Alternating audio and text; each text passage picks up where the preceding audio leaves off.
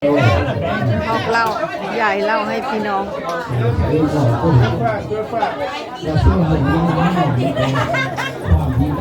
น้ำต้องตีนนะมีเกือบมีคนต้องไปตีนนะต้องไปตีนนะโอเค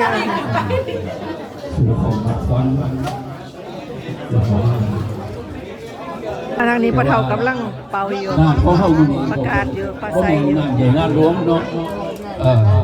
งานประจำหมู่บ้านเท่าเสร็จแล้วเนาะคือว่าเป็นงานประจำหมู่บ้านก็ได้เฮ็ดใจเฮ็ดโตหน่อยก็ก่อนอื่นก็ต้องขอโทษขออภัยนำประธานแขกผู้มีเกียรติทุกฝ่ายที่สถานที่มันคับแคบไปหน่อยหับตอดก็ดีการความอบอุ่นเก็บประดาแขกมีเกียรติดีถ้ามีทานขาโต๊ะมุ้งของบางสิ่งบางอย่างปล่อยเองพ่อเจ้าสาว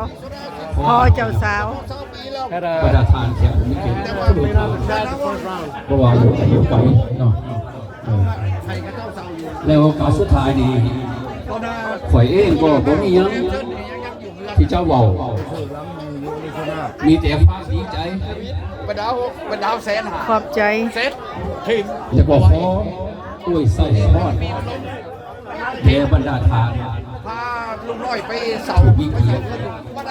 ญาติพี่น้องลูกหลานที่เดินทางมาจากตามเราตามเมืองที่มาให้เกียรติแด่ลูกหลานมื้อนี้ก็ขอให้ประสบแต่ความสุขความเจริญปรารถนาใดก็ขอให้ได้ตั้งใจใหม่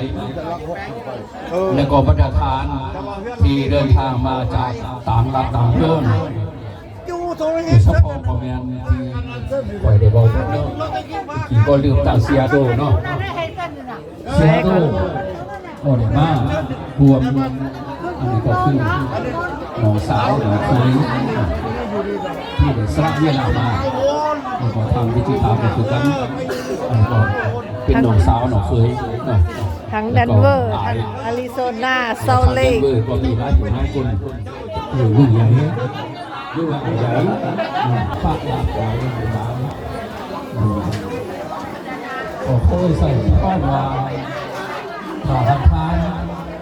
เดินทางมาทางรถก็ดีทางยนต์ก็ดีก็ขอให้